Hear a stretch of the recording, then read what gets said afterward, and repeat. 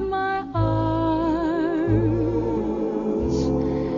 still I feel the thrill of your charms, lips that once were mine,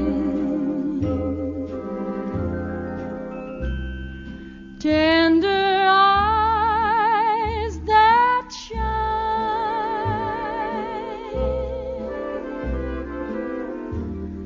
they will light my way tonight.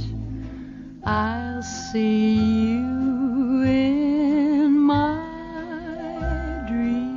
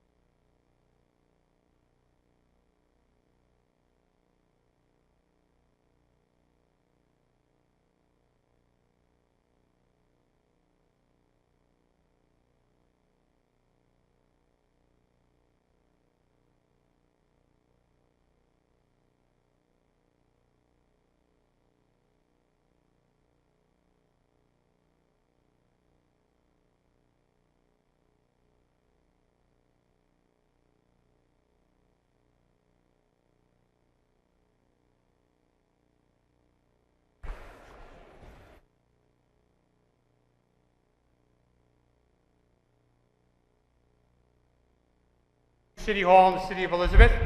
Thank you for coming, and I'm pleased to be joined by Miss Judy Blume, who is a resident and grew up here in the city of Elizabeth. We still like to call her a resident here of our city. Judy, welcome to the City Hall in Elizabeth. Thank you so much. Thank you. We really want to thank her for being here today, as she's been the #1 New York Times best-selling author of Summer Sisters, as well as Are You There, God? It's Me, Margaret. That's one I've heard an awful lot about in the last couple of days. Most remarkable, this afternoon we've had the privilege of discussing her latest novel titled In the Unlikely Event, which is already on the must-read list for the summer. And please join me in welcoming Miss Judy Blume to the city. Thank you. So I had the good fortune of finishing the book last night. Judy sent me an advance copy. No spoilers. No spoilers. But Judy, why don't we start from the beginning and talk about your life here in the city of Elizabeth, where you grew up and how you went to school, where you were born. Why don't you kick it off? So my parents, this is really weird. Do you hear yourself? But it's pretty easy. This thing. Yeah. Everybody else can hear it. Really? Yeah, it's perfect. It sounds so odd to me. Anyway, my parents were born and raised in Elizabeth. They met at Baton High School. They graduated from Baton when it was still co-ed. You guys don't even know that it was, anyway. And my father was a young dentist. He started a dental practice here with his 2 brothers, also all born and raised in Elizabeth, and had 2 children. And I lived in Elizabeth in the same house from age 2 to 19, went to school 21, and and Hamilton Junior High. I just met a guy who went to Hamilton. I can still sing all the old songs. We could do that. And then to Baton, graduated from Baton. And so I was a kid in 8th grade in the winter of 51, 52. And you lived a short time in Miami Beach. Oh, we don't want to talk about those years? No, those were very interesting years. Okay. But that was because my brother got sick, and in those days, the doctor said, if you can possibly afford to do this, take the kids and live in Miami Beach so he won't be sick. Of course, we were fine, but that's what they said. What a way to get to Miami, huh? So tell us about your childhood, Judy, in the city of Elizabeth. What rings out? Everything. I remember everything. So I would be sitting here doing an autobiography for you.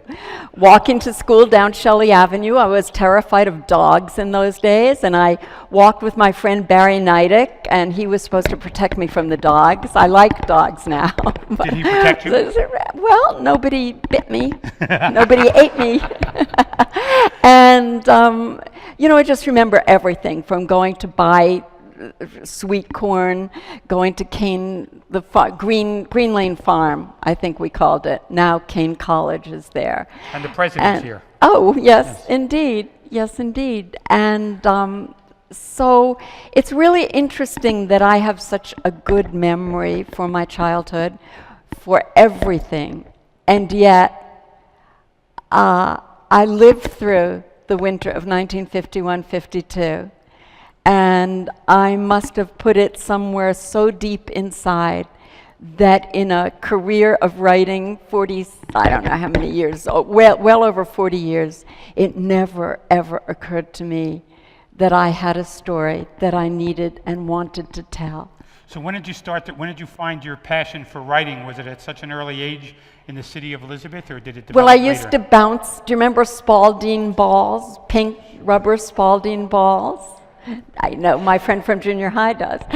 And I used to bounce that pink Spalding ball against the side of my red brick house and make up stories. I always had stories inside my head, but I never told anybody because So were they poems or short stories? No poems. They were melodramas. I was 9 years old and I was heavy into drama, the drama of life. But I never told anybody because I thought if I did, they would think that is one really weird kid, which I probably was, but I pretended really well that I wasn't. Okay. Is that- So you've expressed yourself extremely well through the years, especially the young women that I've met who grew up on your books. And so expressing yourself through the written word, and we're going to get to the unlikely event, is a real passion. And was it developed in the schools in the city of Elizabeth, or did you kind of hone those skills later in life? I liked school. I always liked school. But in those days, creative writing was not a thing, really. I don't ever remember doing any creative writing. If we were assigned to write something, I enjoyed it. But I'll tell you a little secret about my book reports, because in 6th grade we had to do book reports, and I was already reading the books at the side of the fireplace, flanking the fireplace in my parents' house, because there were no young adult, teenage-y books then. So, I finished reading kids' books, and okay, now I'm reading these books, and there's no way I'm going to report in 6th grade on what I'm really reading. So, although I was a shy kid for a long time, I invented books, and I stood up and I reported on this invented book and author and theme and characters and everything that we were supposed to do. And I always got an A when I made it up. Of course. Yeah, I got an A. Well, as probably the only person besides you and your staff who has read The Unlikely Event, I would give you an A for writing on The Unlikely Event. Thank and you. Encourage everyone here to get that book as well. I hope you're going to like it. It's so Elizabeth. It's all Elizabeth. So was there a specific individual who inspired your career as an author, or there's somebody you looked up to, or who'd you admire? Well, I admired a lot of people, and I looked up to a lot of people, and I knew that when I started to write, I was going to write about young people. I think because I was so young myself, inexperienced, and because my memory was so good for my own childhood, it never occurred to me not to write for a young audience. And so I read widely. I went to the public library, and I came home with armloads of books, and I put them in piles. I love these. I don't want to write like this. I want to write like this. I would fall off the sofa reading Beverly Cleary, laughing, and I said, yes, yes, yes, this is what I want to do. So would you encourage young ladies and others to read? I mean, yeah. probably a lot of young people out there who don't want to read. I thought you were going to say, would I encourage them to write? And No, I was that going to too. say, the way that you get to be a writer is you get to be a reader. Good. And you read, and reading is wonderful. Reading is a gift. I mean, I think one of the greatest gifts my parents gave to me is the gift of the freedom to choose my own books, to read widely. Nobody was ever afraid of what I was reading. There was no, oh my goodness, take that book away from her. They took me to movies. There were no ratings for movies. I went to movies every week. They took me to the theater in New York. They didn't care. It wasn't a Disney show. I was learning about life, and I learned about life and the lives of grown-ups by reading the books. So were some of your characters and the subject matter based on your real life experiences? Only Or is- once. Only once. Well, until this book. Until this book. Yeah. It's starring Sally J. Friedman is my most autobiographical book. But, of course, every character, I mean, am I Margaret? Yes, I'm Margaret. I mean, right? Am I... You can see how many people read that book by that yeah, little everybody gesture you knows just about did, right? that. They all read it.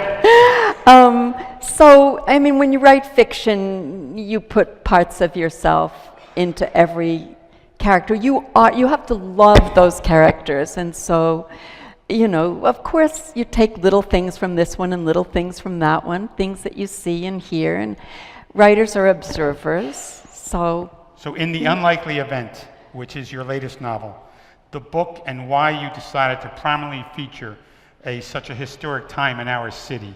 You said earlier that it was actually some memories that you did not bring up. Okay, here's what happened. I was sitting in an auditorium in Key West at the Key West Literary Seminar, something I go to every year.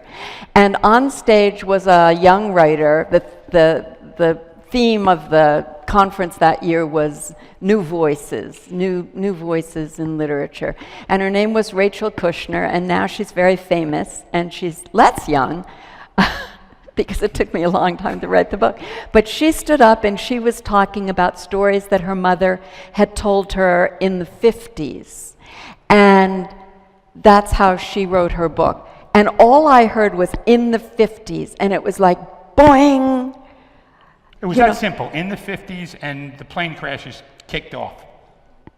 It wasn't like that. It was like, oh my God, I have a story that took place in the 50s, and I have to tell this story. And suddenly, yes, it was this experience. I mean, my daughter became a commercial airline pilot, and I never told her about it. And she says, Mother, how could you not have told me this story?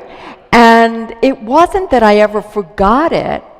It was, I think, that, I maybe didn't know what to do with it as a kid, and so I put it deep inside. But then the memories all came flooding back, and I knew immediately I had to tell the story, and I started what then took 5 months of research and 5 years of writing the book. 5 years I was so young when I started writing this book. Oh, God. So when you first pitched the idea for this book, and you had this process and thought, was there an immediate interest, or did you have to sell this concept? No, we don't work that way in fiction. Tell us about that. Well, my editor, Carol Barron, is sitting right there in the first row. And she told me you're the easiest author to edit, is what she told me. Well, she's just saying that. But anyway, I am easy because I like to revise. But we had breakfast. We called them our power breakfasts. And we would meet every time I was in New York, and I would tell her stories. Carol, listen to this. Carol, listen to this. And she knew that I was writing this book. And she was great because I wouldn't show her a word, but I would tell her stories. And it wasn't until a year ago, almost a year ago now, that I finally sent her the manuscript for this book. It was either burn it or send it, and my husband was like, why don't you send it? You can always burn it. So. Well, we're thrilled you didn't burn it. Well, I am now. I'm glad too. But then, So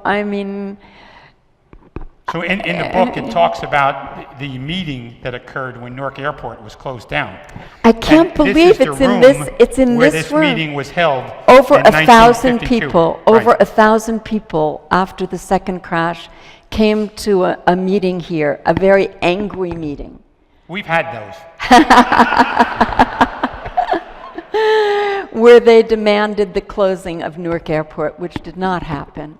It happened for a couple, not to the third one. Not till after the third one, yes. And it was a really hot meeting. I mean, Were there any other cities affected like ours with 3 crashes in such a short period of time? Did your research ever find that? Never. I mean, how could that be? It's even now, when I walk back around the sites of the crashes, I was there with a TV crew a few weeks ago, and I was like thinking inside, how is this possible? Maybe the boys in 8th grade were right. It was really flying saucers and aliens and zombies, because that's what they thought. Do you remember that? You remember that? When you read the book and you talk about all the boys, they had this specific information that they were going to be taken away and taken over by but then there was one line in the book and talked about maybe they only take dead children instead of live kids, and we'd be okay. Well, zombies, yeah. Zombies, right? And it's the commies doing it. It's got to be the commies. And everybody was looking for a reason, because it's so inexplicable. I mean, that this could possibly happen. So are the characters in the book, Judy, based on anybody you know, or is... Only one, in the fictional part of the book, Right. which is all the families and the people telling the stories, that's all fiction. But the dentist, Dr. O, is very much inspired by my father, who was a dentist. And I knew that my father was called in to identify the victims by their dental records. I knew that. but we never talked about it at home because we never talked about anything of real importance. Because in my reading... Because we were kids, and in those days, in the early 50s, it was, don't tell the kids. Don't tell the kids. So how did you find out about the crashes? Oh, I knew about the crashes. I mean, I was in the car on the Sunday afternoon with my parents and my girlfriend. We were going out to dinner and to a movie or something. It was a Sunday afternoon, a terrible, freezing cold Sunday afternoon. The radio must have been on in the car because I remember the bulletin interrupting the show and saying that a plane had just crashed into the Elizabeth River. Because when I read the book, and I read all the characters in the book, I can associate all of those characters with someone in the city of Elizabeth, maybe not by name, but there is someone who lived that life in the city of Elizabeth in the 50s. Whether it be the young boy in the Janet Memorial Home, or Miri Ammerman, or her brother, the reporter. There's her someone uncle, who lived that life. Her uncle, I'm sorry, the reporter. There's someone who lived that life. Of course. Well, I mean, I remember, people say, oh, you did so much research about what songs they were listening to in the 50s and, what the girls wore and all of that. And I'm thinking to myself, I didn't have to research that stuff. I remembered all of that stuff.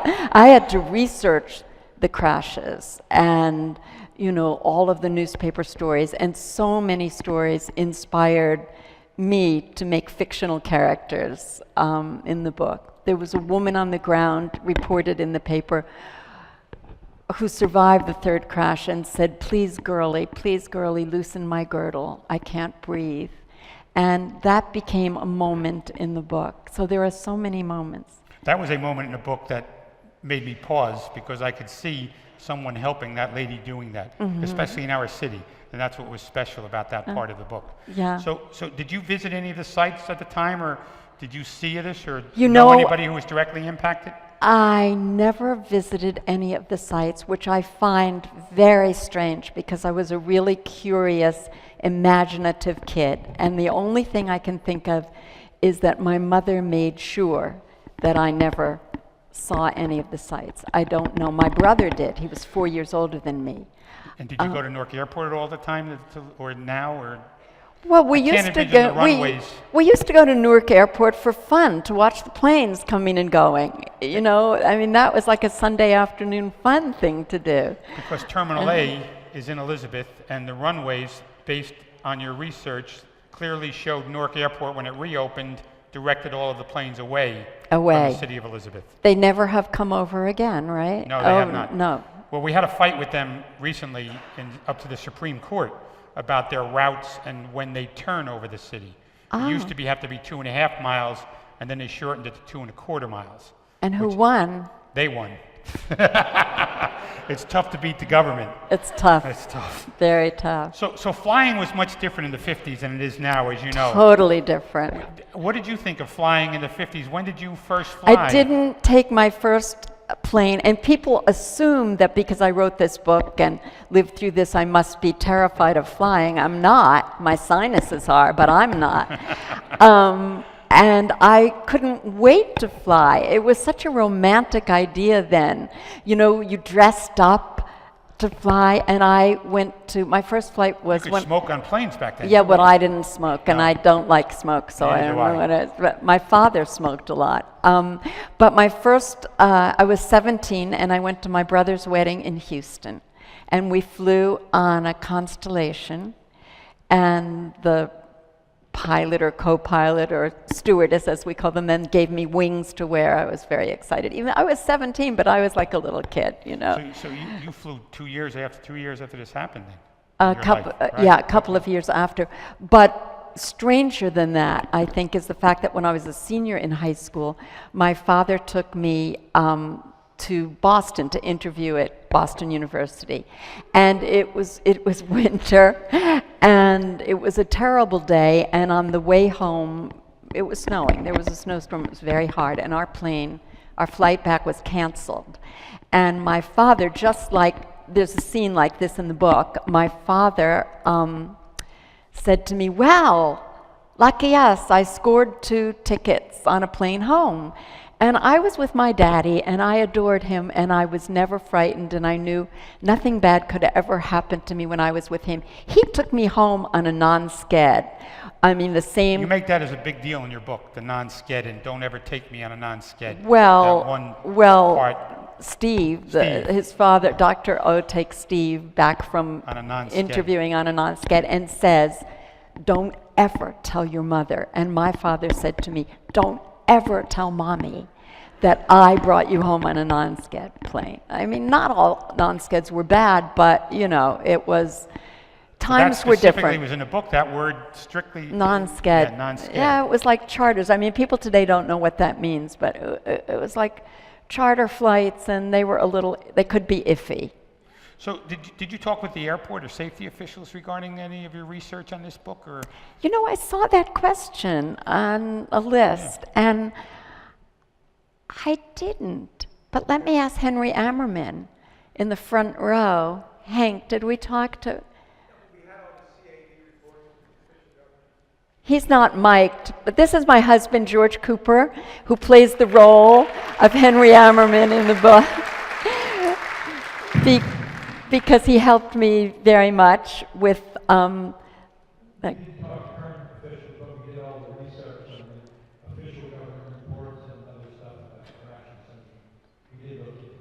we talked a lot to my daughter, who was the pilot. A lot of research. We were very serious about it, yeah. So, what do you remember? Did you research reactions throughout the community? I mean, because there's a lot of people that called us. I know. When this book was announced in February. Know. And I wish I had known in advance. What I did was, I read every newspaper story, and because there was no TV news coverage then, everything was up to the reporters and the news photographers to paint the picture for us. I think, frankly, at 14, I probably didn't read the papers, so I didn't know all that much, but I knew that it had happened and it was happening, and I hung out with the smart girls who said it's sabotage, and that was such a sexy word. It was like, it's sabotage. But who is out to get us? Because we figured it was somebody out to get the kids.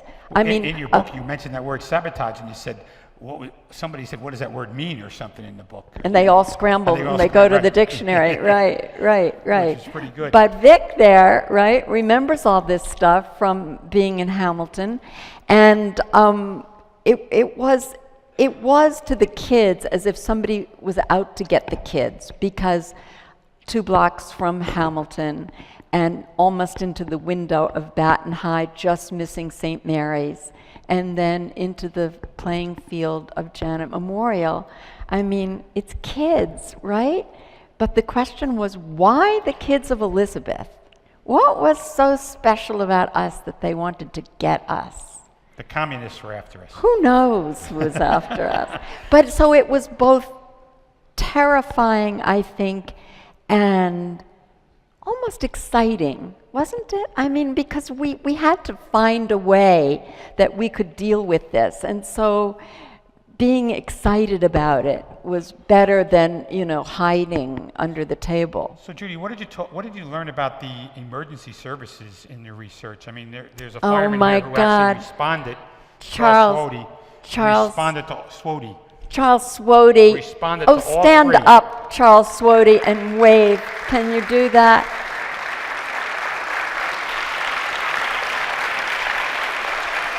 A firefighter who fought the blazes at all 3 crashes. And when I heard from his daughter that she would bring him tonight, I was so touched. Thank you. And is Bob Callio here? Are you here, Bob Callio? Is he Bob here? There he is. Hey, hi. He was at Hamilton. You were in 9th grade, right, when I was in 8th grade? Were you in 9th grade during the crashes? 9th grade. 9th grade. 9th grade. He was at Janet. He was there. We're going to give you a microphone.